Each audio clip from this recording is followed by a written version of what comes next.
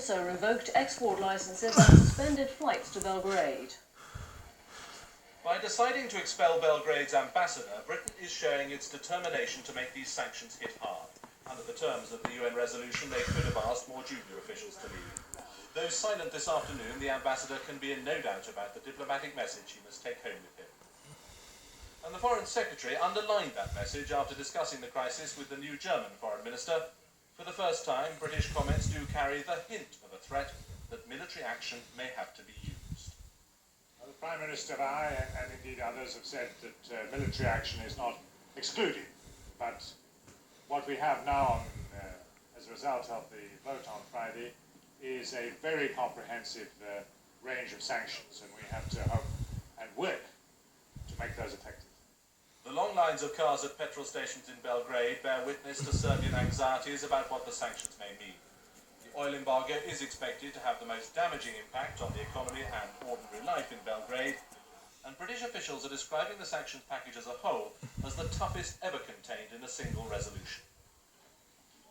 The commander of the UN peacekeeping forces in Belgrade today said that if the latest ceasefire breaks down, he'll make it clear to the world who was responsible. In the past, UN warnings have been ignored.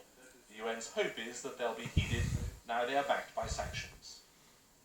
The parents of a little girl strangled to death by a car's electric window say they hope some good will come out of the tragedy. 2-year-old Lucinda Richardson was killed while she was playing with a window control switch in her father's Fiat Tipo. Her parents want car makers to fit safety devices to prevent similar tragedies. Lucinda had been out on her own for just a few minutes. The car left with its doors open in the driveway after her parents removed her 9-week-old brother in his carry-cot. Today, her family and friends were asking why the windows could operate without an ignition key and why all electric windows don't stop automatically when they meet resistance. We really hope that some good will come out of this unfortunate accident by urging all manufacturers to safeguard the electric windows so such a similar accident won't occur again. Fiat say they designed their windows to operate without ignition with open doors for convenience. Customers can close them with just one touch of a switch. We must learn the lesson from this terrible tragedy. We have learnt of a number of injuries previously. We've previously called attention to this particular safety issue in vehicles, and now we call upon manufacturers to review their safety procedures. With more and more cars offering electric windows as standard, the AA say they should not operate without ignition and all should have a safety cut-off. There's new help today for smokers who want to kick the habit. It's a small skin patch worn like a sticking plaster which releases nicotine into the blood. It's available on prescription at a cost of £52 a month. Every year, thousands of Britain's 14 million smokers try to give up cigarettes. Only 1% manage to kick the habit for good. Most go back to smoking after a few months. Carolyn Paul has smoked for 20 years from the age of 11. The nicotine patch is her last hope. I can't run as far as I know I could if I wasn't smoking. But I've tried to give up before without help or with the remedies that have been available until now, and they just haven't worked. The sticky skin patches are replaced daily for 3 months, delivering reducing amounts of nicotine into the bloodstream. They're available on private prescription, costing £52 a month. Today, doctors welcome them as a means of weaning smokers off nicotine. I think it probably is an important step forward. I think skin patches are now a way of delivering many drugs through the skin, hormone replacement therapy, nitroglycerin for angina and so on. I think it's a very effective way of getting nicotine into the body, and I think it could be a great help in helping patients stop smoking. More people in Britain die from smoking-related diseases than anywhere else in Europe. Doctors hope that the nicotine patch will encourage more people to give up smoking altogether. Brenda Rowe, ITN, Central London.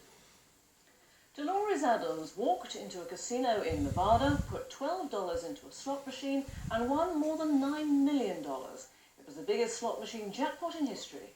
Congratulations, you got it. Dolores Adams won the massive payoff playing the Megabucks slot machine in the Harrah's Gambling Palace. The huge jackpot is made possible because the machine links over 600 machines in 127 of Nevada's casinos. and she really wasn't feeling lucky. And it looked like just something told me, Dolores, go back and try it again. So I came back and I placed the machine around the corner. I didn't get much there, and I moved over to this machine on the corner. And first I was getting 5, was getting 7. And I looked at my hand, I said, it's getting low, and I had put $12 in. And all of a sudden I looked up and I saw these bars or whatever. I said, I can't believe this is true. And I just sat there. Mrs. Adams is only the 21st Megabucks winner since the system was introduced 6 years ago. She'll receive nearly $500,000 every year for the next 20 years. Sports news. The French Soccer Federation President Jean Fournier-Fayard has been charged with manslaughter. It follows the collapse of a grandstand in Corsica last month when 15 people were killed and 750 were injured. And Mike Walker has been appointed manager of Premier Division Norwich. The former reserve team boss takes over from Dave Stringer, who resigned at the end of last season. And the main news again. The Prime Minister has warned that people shouldn't expect too much of the Earth Summit in Rio. And a top policewoman who claims she's the victim of sex discrimination says she suffered years of misery under her former chief constable. And that's the early evening news. Till 5:40 tomorrow. Bye-bye.